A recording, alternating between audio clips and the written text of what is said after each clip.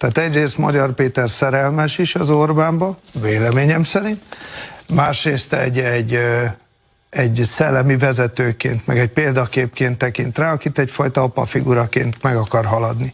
Hát, meghaladni tényleg? Még inkább az oroszokhoz akarja venni Magyar Péter Magyarországon? Tényleg, igen. Még inkább azt szereti, hogy az Unióban rüheljenek minket. Még korruptabb akar lenni? Be akarja teljesíteni Orbán álmát? Nem, hát tényleg. Tehát, hogy elhiszem, hogy valaha tisztelte Magyar Péter Orbán Viktort, ő maga is elmondja, és számos ilyen ember van, szemben Dópennel, aki tudott, Székely Sándor jóvoltából a fejét rugdosta Hungarocelből. Na mindegy, de hogy az legalább egy koherens valami, hogy amit 2010-ben ígért Orbán Viktor, ahhoz tudott csatlakozni szívvel, lélekkel Magyar Péter, és számos magyar ember még. Tök megértem, mert amit mondott, azzal nekem sem volt semmi bajom. Tényleg.